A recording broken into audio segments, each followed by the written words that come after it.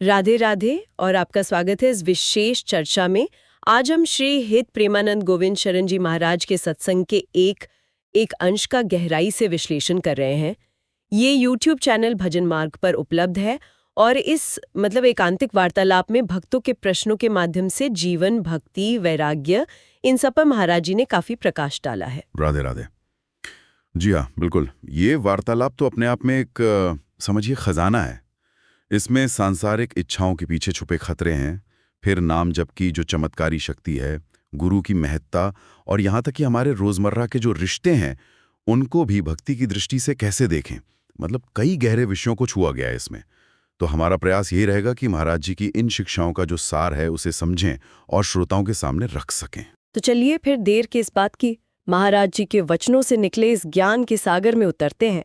देखते हैं क्या अनमोल मोती हाथ लगते हैं। अच्छा, शुरुआत में ही एक भक्त ने पूछा है वैभव, यश, प्रसिद्धि, ये सब पाने की इच्छा के बारे में। आजकल तो जैसे इसी की दौड़ लगी है हर तरफ। इस पर महाराज जी का क्या दृष्टिकोण है? देखिए, उनका दृष्टिकोण बहुत ही स्पष्ट है और शायद आज के हिसाब से चौंकाने वाला भी लगे कुछ लोगों को। वो इसे बिना किसी लाग लपेट के सीधे सीधे विष कहते हैं, जहर। उनका मानना है कि ये चीजें जैसे सम्मान है, कीर्ति है, बहुत सारा धन, ये अंततः बुद्धि को भ्रष्ट करके नरक की ओर ही ले जाती हैं। वो एक सूत्र भी बताते हैं, सम्मानम कल्याभोर गलम नीचापमान सुधा। अच्छा, सम्मान तो साधक के लिए भयंकर विष है, जबकि अपमान अहंकार गलाने के लिए अमृत जैसा हो सकता है। विष, ये तो बहुत कठोर शब्द है। और लोकप्रिय होने की इच्छा, फेमस होना, सोशल मीडिया के जमाने में तो ये इच्छा और भी ज्यादा बढ़ गई है। क्या उसे भी इसी श्रेणी में रखते हैं महाराज जी? हाँ, उसे तो महाराज जी सबसे खतरनाक कहते हैं। उनका तर्क भी बहुत सीधा है कि लोकप्रिय होने की चाह रखना और भगवान को पाना, ये दोनों एक साथ संभव नहीं है। ये दो बिल्कुल विपरीत दिशाओं की यात्राएं हैं। जैसे कोई दक्षिण दिशा में चलते हुए उत्तर कैसे पहुंच सकता है ना? सही बात है। हाँ, पर एक बात वो जरूर स्पष्ट करते हैं कि अगर कोई निष्काम भाव से, बिना कुछ मांगे, सिर्फ नाम जप में लगा रहे, तो भगवान की कृपा से उसे दुनिया का मान, सम्मान, वैभव, ये सब मिल सकता है। ऐसे कई संत महात्मा हुए हैं, पर उसे मांगना, वो कहते हैं, जहर मांगने जैसा है। लक्ष्य नाम जप होना चाहिए, फल नहीं। ये बात समझने वाली है कि फोकस साधन पर हो, साध्य पर नहीं। अच्छा, इस पूरी चर्चा में एक बात बार बार आ रही है। लगभग हर समस्या, हर सवाल के जवाब में नाम जप का जिक्र है। आखिर नाम जप में ऐसी क्या शक्ति है कि इसे इतना महत्वपूर्ण बताया गया है? देखिए, शास्त्रों में और संतों की वाणी में नाम जप को कलयुग का सबसे सरल और सबसे समर्थ साधन माना गया है। इसे सर्व पाप प्रणाशनम कहा गया है। ये सभी पापों का जड़ से नाश करने वाला है। महाराज जी इसे समझाने के लिए एक बहुत सुंदर उपमा भी देते हैं। वो कहते हैं, सोचिए, रुई का कितना भी बड़ा पहाड़ क्यों ना हो, आग की एक छोटी सी चिंगारी, एक दियासलाई की तीली, उसे पल भर में भस्म कर सकती है। हाँ, बिल्कुल। ठीक वैसे ही भगवान का नाम हमारे जन्मों जन्मों के जो पाप इकट्ठे हो गए हैं, उनके पहाड़ को जलाकर राख कर सकता है। ये तो सचमुच बहुत शक्तिशाली बात है। लेकिन एक आम अनुभव है लोगों का, और शायद मेरा भी, कि जब करते समय मन एकाग्र नहीं होता, यहाँ वहां भागता रहता है। तो क्या ऐसे भटके हुए मन से जो जप किया, उसका भी कोई लाभ होता है? इस पर महाराज जी बहुत ही व्यवहारिक और कह सकते हैं आश्वासन देने वाली बात कहते हैं। वो एक सरल सा सवाल पूछते हैं। मान लीजिए आपका ध्यान कहीं और है, आप कुछ और सोच रहे हैं, पर रोटी खा रहे हैं, तो क्या पेट नहीं भरेगा? भरेगा तो बिल्कुल करेगा। ठीक उसी तरह आप नाम जप कर रहे हैं तो उसका लाभ मिलेगा ही, चाहे आपका मन उस समय पूरी तरह लगा हो या ना लगा हो। वो गोस्वामी तुलसीदास जी की चौपाई भी उद्धृत करते हैं, भाव कुभाव अनख आलसहु, नाम जपत मंगल दिसी हो। अच्छा, चाहे अच्छे भाव से जपें या बुरे भाव से, गुस्से में जपें या आलस्य में, नाम जपने वाले का 10 दिशाओं में मंगल ही मंगल होता है। शर्त बस इतनी है कि जपना छोड़ना नहीं है, करते रहना है। अच्छा, तो निरंतरता महत्वपूर्ण है। मन लगे या ना लगे, करते रहना है। क्या महाराज जी ने नाम जप को साधने की कोई खास प्रक्रिया या अवस्थाएं भी बताई हैं? शुरू कैसे करें, आगे कैसे बढ़ें? हाँ, बिल्कुल बताई हैं। महाराज जी जप की 3 अवस्थाओं का वर्णन करते हैं। पहली है वाचिक जप, यानी बोल बोलकर अपने कानों से सुनते हुए नाम लेना। फिर धीरे धीरे जब अभ्यास थोड़ा पक्का होता है तो उपांशु जप की स्थिति आती है। इसमें होंठ और जीभ तो हिलते हैं, पर आवाज या तो बिल्कुल नहीं होती या बहुत धीमी होती है, बस खुद को सुनाई दे। और फिर सबसे उत्तम अवस्था है मानसिक जप की, जिसमें बिना होंठ हिलाए मन ही मन नाम चलता रहता है। इसमें निरंतरता साधना सबसे आसान होता है। लक्ष्य यह है कि नाम जप श्वास प्रश्वास के साथ एक लय में आ जाए, ऐसा लगे कि रोम रोम से नाम निकल रहा है। पर हाँ, ये स्थिति पाने के लिए महाराज जी पतंजलि योग सूत्र का भी जिक्र करते हुए कहते हैं कि दीर्घकाल तक निरंतर आदरपूर्वक और हठपूर्वक अभ्यास करना होता है। यानी लंबे समय तक बिना रुके पूरी श्रद्धा से और एकदम दृढ़ निश्चय के साथ लगे रहना पड़ता है। ये तो साधना का मार्ग हुआ। लेकिन देखिए, हम सब इंसान हैं, गलतियां तो खैर जीवन का हिस्सा है। कभी जानबूझकर कुछ गलत हो जाता है, कभी अनजाने में कोई भूल हो जाती है।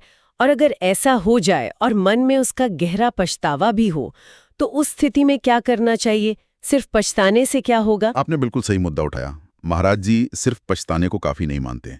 वो इसके लिए 3 कदम बताते हैं। पहला, पूरी दीनता से भगवान के सामने प्रार्थना करें कि हे प्रभु, मैं तो आपकी ही माया से मोहित होकर भटक गया था और मुझसे ये भूल हो गई, आप कृपा करके क्षमा करें। वो ये भी याद दिलाते हैं कि माया का प्रभाव इतना तेज है कि बड़े बड़े ज्ञानी भी कभी कभी फिसल जाते हैं। दूसरा कदम है उस गलती के प्रायश्चित के रूप में उसके मार्जन के लिए विशेष रूप से नाम जाप करें। और तीसरा, सबसे महत्वपूर्ण, मन में दृढ़ संकल्प लें कि अब निशानी अब न नसे हों। अच्छा, अब नसानी अब न नसे हों। हाँ, यानी अब तक जो हुआ सो हुआ, पर भविष्य में मैं पूरी कोशिश करूंगा कि ऐसी गलती दोबारा ना हो। तो प्रार्थना, नाम जप और दृढ़ संकल्प, इन तीनों के मेल से उस गलती का परिमार्जन संभव है। ये बहुत स्पष्ट मार्गदर्शन है। अच्छा, एक और स्थिति है जो कई साधकों के मन में आती होगी। लोग कहते तो हैं कि हम तन मन धन से श्री जी के चरणों में समर्पित हैं, पर अंदर ही अंदर मन में दुनियादारी की बातें चलती रहती हैं, संसारिक इच्छाएं। ये जो कथनी और करनी का भेद है, इस दुविधा से कैसे पार पाया जाए? महाराज जी इस स्थिति को समझते हैं और कहते हैं कि शुरुआत में अगर ये समर्पण केवल वाणी तक भी सीमित है तो भी घबराना नहीं चाहिए। बस इतना ही कहते रहें, सोचते रहें, हे नाथ मैं आपकी शरण में हूं। जब यही चिंतन, यही भावना बार बार दोहराई जाएगी तो धीरे धीरे ये गले से नीचे उतरकर हृदय तक पहुंचेगी। फिर हृदय से आवाज आने लगेगी, प्रभु मैं जैसा भी हूं, अच्छा या बुरा, आपका ही हूं। और जब ये भाव हृदय में स्थिर हो जाएगा, तब शरीर से, कर्मों से भी अपने आप ही धर्म के अनुकूल आचरण होने लगेगा। महाराज जी एक कसौटी भी बताते हैं कि शरणागत भक्त से पाप कर्म स्वाभाविक रूप से नहीं होते। अगर हो रहे हैं तो इसका मतलब है कि या तो कहीं भीतर अभिमान छुपा बैठा है या फिर शरणागति अभी कच्ची है, उसमें कमी है। लेकिन मान लीजिए कोई पूरी निष्ठा से नाम जप कर रहा है, शरणागति का प्रयास भी कर रहा है, फिर भी अंदर ये विषय चिंतन, ये दुनिया के फालतू विचार चलते रहते हैं।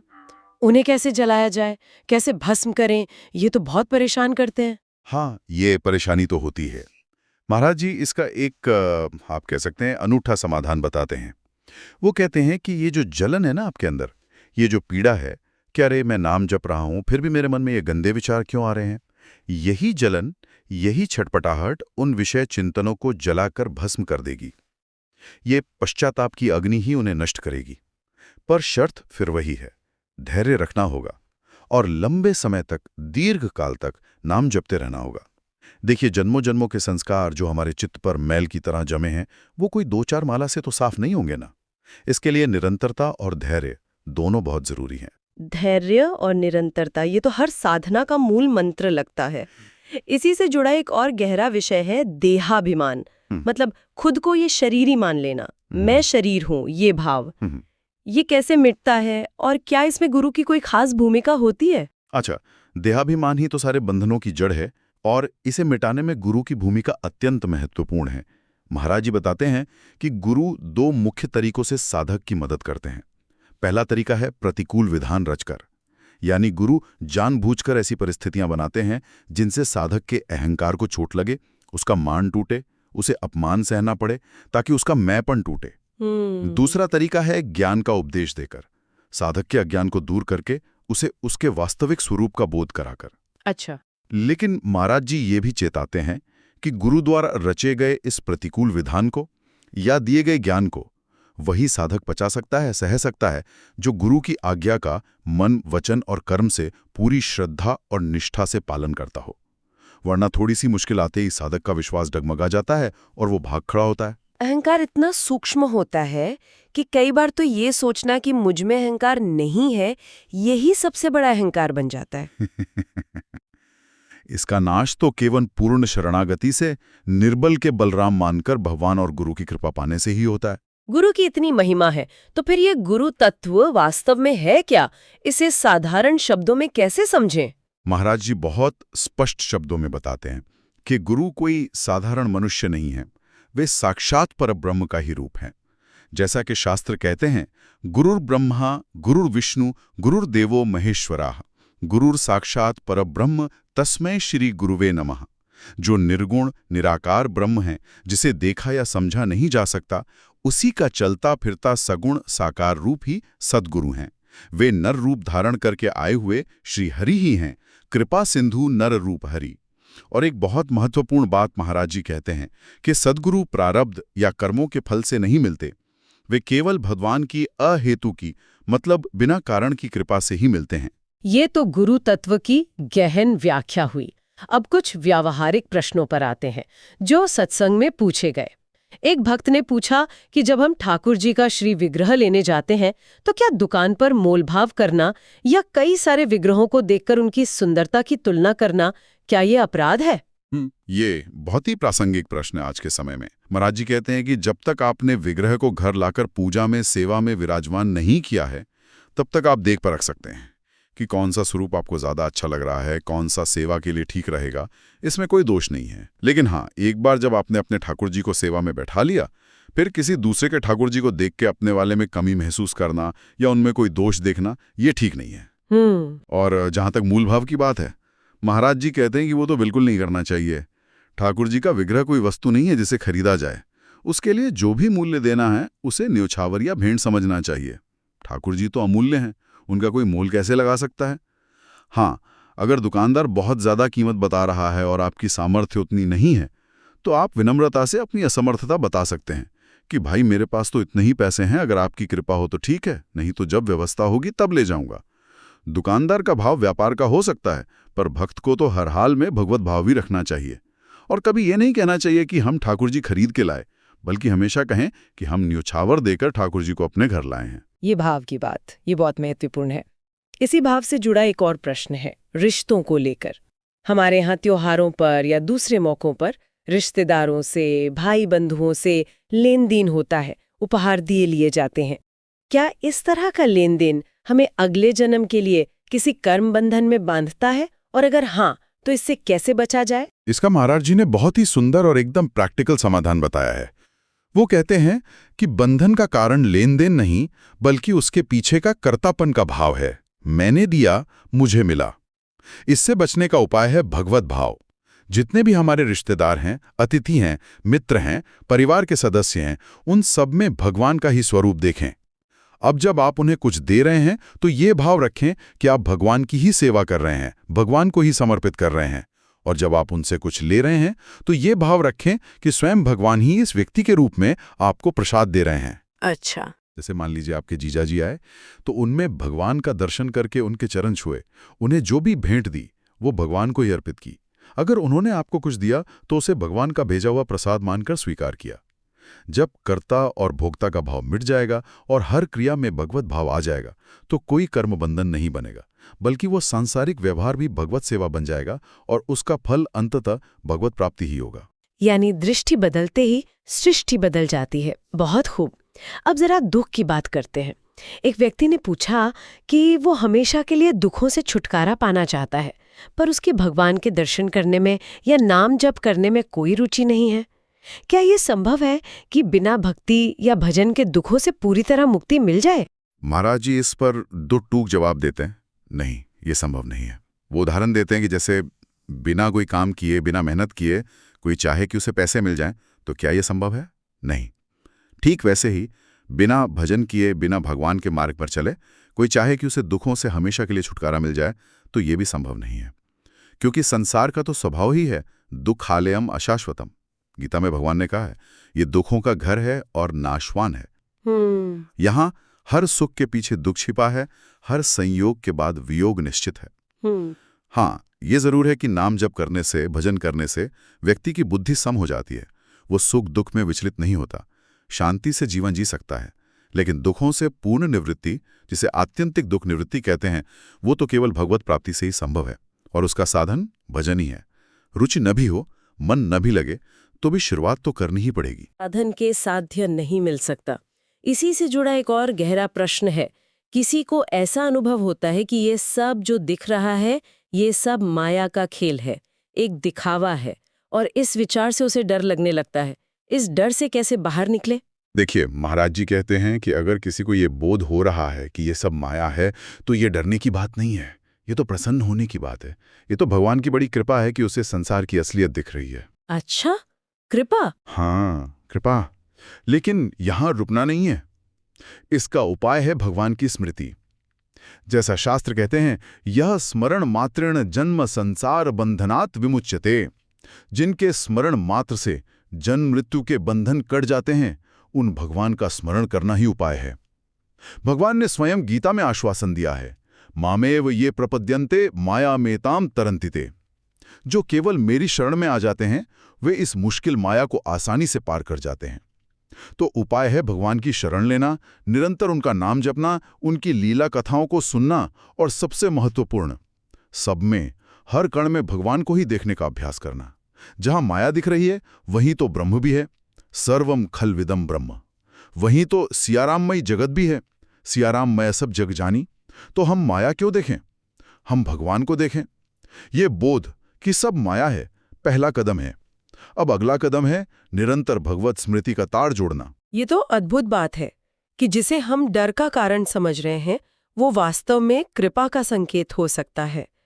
अच्छा, कई बार ऐसा होता है कि सत्संग सुनकर बड़ा उत्साह आता है, लगता है बस अब जीवन बदल देंगे, खूब नाम जप करेंगे, पर कुछ ही दिनों में वो उत्साह ठंडा पड़ जाता है, फिर वही दुनियादारी हावी हो जाती है। इसका क्या समाधान है? ये बहुत आम अनुभव है, सबका ही होता है लगभग। महाराज जी कहते हैं, इसीलिए तो बार बार सत्संग सुनने की जरूरत पड़ती है। जैसे कोई तैराक नदी पार करते हुए थक जाता है, तो उसे बीच बीच में किसी चट्टान या किनारे का सहारा लेकर थोड़ा आराम करना पड़ता है। हाँ, ताकि फिर से ताकत मिले। बिल्कुल, ताकि वो फिर से नई ऊर्जा के साथ तैर सकें।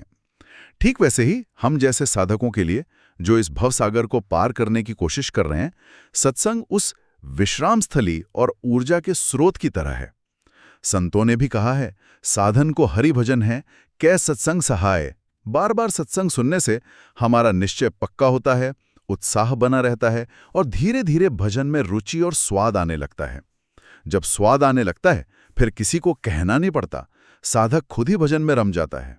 यानी सत्संग एक तरह का रिचार्ज है। इसी तरह एक और अनुभव होता है कि वृंदावन जैसे धाम में जाएं तो भक्ति एकदम चार्ज हो जाती है, पर वापस अपने शहर, अपने घर लौटते ही बैटरी फिर डाउन। ये उतार चढ़ाव क्यों होता है? क्या कोई ऐसी अवस्था है जहां ये भक्ति एक रस बनी रहे?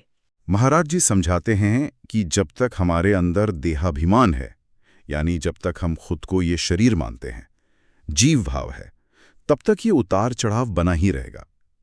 क्योंकि जब तक देहाभिमान है, तब तक हम प्रकृति के 3 गुणों सत, रज और तम के अधीन हैं, और ये गुण तो बदलते रहते हैं। कभी सतोगुण बढ़ता है तो शांति लगती है, भजन में मन लगता है। कभी रजोगुण बढ़ता है तो इच्छाएं और भागदौड़ बढ़ जाती है। कभी तमोगुण आता है तो आलस्य और मूढ़ता घेर लेती है। इसी से मन की स्थिति और भक्ति का स्तर भी ऊपर नीचे होता रहता है। एक रस भगवत स्थिति तो तभी संभव है जब साधक निरंतर भजन के द्वारा इन 3 गुणों से ऊपर उठ जाता है, यानी त्रिगुणातीत हो जाता है, और अपने वास्तविक आत्मस्वरूप को पहचान लेता है। अंत में सत्संग में गौ सेवा का भी जिक्र आया था, उसका क्या महत्व बताया गया है? हाँ जी, एक भक्त जब गौ रक्षा का कार्य करते हैं, उनके प्रश्न के उत्तर में महाराज जी ने गौ सेवा की महिमा बताई। वो कहते हैं कि गाय हमारे धर्म की माता है। जैसे गायत्री को वेद माता कहा गया है, तो गौ की सेवा करना केवल एक पशु की सेवा करना नहीं है, बल्कि स्वयं धर्म की माँ का पालन पोषण करना है। और जो धर्म की माँ का पालन करता है, वो मानव संपूर्ण धर्म का पालन करता है, और धर्म का विधिवत पालन करने वाला अंततः भगवान को ही प्राप्त होता है। तो इस दृष्टि से गौ सेवा भी भगवत प्राप्ति का एक अत्यंत महत्वपूर्ण और पुण्यशाली साधन है। तो इस पूरी गहन और विस्तृत चर्चा को अगर समेटना हो तो सार यही निकलता है कि जीवन की चाहे जैसी भी चुनौतियां हों, दुख हो, मन के भटकाव हो या माया का प्रबल प्रभाव हो, इन सब से उभरने का और आध्यात्मिक मार्ग पर आगे बढ़ने का जो राजमार्ग है वो एक ही है, भगवान की अनन्य शरणागति, निरंतर नाम जप का अभ्यास और सभी प्राणियों में, सभी परिस्थितियों में समतापूर्वक भगवत भाव रखने का प्रयास। आपने बिल्कुल सही कहा। चाहे दुनिया की चमक दमक और इच्छाओं का कितना ही तीव्र आकर्षण हो, या पुरानी गलतियों का बोझ और अपराध बोध मन को दबा रहा हो, चाहे रिश्तों को निभाने की उलझने हों या फिर अहंकार का वो महीन जाल हो जिसमें हम अक्सर फंस जाते हैं, हर ताले की चाबी भगवत चेतना और नाम जप में ही छिपी है।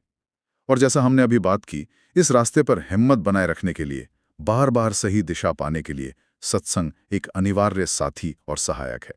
और चलते चलते एक विचार मन में आ रहा है जिसका संकेत महाराज जी के वचनों में भी मिलता है कि अगर ये मान भी लिया जाए कि ये सब कुछ भगवान की ही रचाई हुई माया है या उनकी लीला है, तो चुनाव तो फिर भी हमारे हाथ में है ना।